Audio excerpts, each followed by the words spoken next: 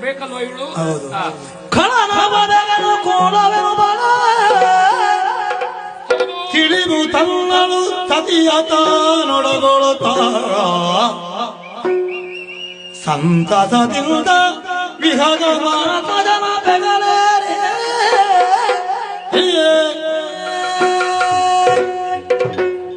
ನೀವು ಸಿಳ್ಳೆ ನಿಲ್ಲಿಸದಿದ್ರೆ ನಾನು ಹೋಗ್ತೇನೆ. ದೊಂಬರಾಟ ಅಲ್ಲ ಇದು. ನಾನು ಆಗಿಂದ ಗಮನಿಸ್ತೇನೆ, ಚೌಕಿಯಲ್ಲಿದ್ದೇನೆ. ಸಭ್ಯ ಸಭೆಯನ್ನು ಬಯಸ್ತೇನೆ. ನನಗೆ ದಾಕ್ಷಿಣ್ಯ ಯಾರದೂ ಇಲ್ಲ. ಇಲ್ಲಿ ಯಾಕೆ ಕುಣಿತೇವೆ ಅಂತ ಗೊತ್ತುಂಟು ನಿಮಗೆ? ಯಾರು ಆಟ ಮಾಡಿಸುವವರು? ಏನು ಅಂತ ಆಲೋಚನೆ ಮಾಡಿದ್ರಿ ನೀವು? ಈ ಕ್ಷೇತ್ರದಲ್ಲಿ ನಮ್ಮ ತಿರುಗಾಟ ಗೊತ್ತುಂಟು ಎಷ್ಟು ಅಂತ? ಎಂಥದ್ದು ಸೀಳೆ?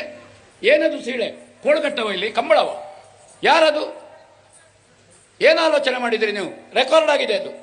ನನಗೆ ದಾಕ್ಷಿಣ್ಯ ಇಲ್ಲ. ಯಾರದು ಸೀಳಾಕಿದವ? ಆಗದಿದ್ರೆ ಹೋಗು ಬನ್ಸದಿಂದು. ಭಾಗವತರ ಕಂಠವನ್ನು ತೆಗೀತೀರಾ? ಸಭ್ಯ ಸಭೆ ಅರ್ಥ ಮಾಡಬೇಕದನ್ನು. ಹುಚ್ಚರನ್ನು ಬೆಳೆಸಬೇಡಿ, ಕಲಾ ಪ್ರೇಕ್ಷಕರನ್ನು ಬೆಳೆಸಿ.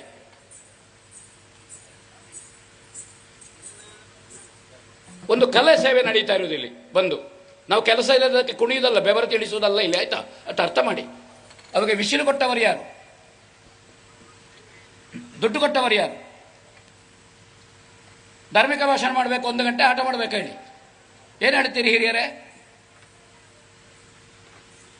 ಯಾವುದನ್ನು ಬೆಳೆಸಬೇಕು ಅಂತ ನೋಡಿ, ಆಲೋಚನೆ ಮಾಡಿ.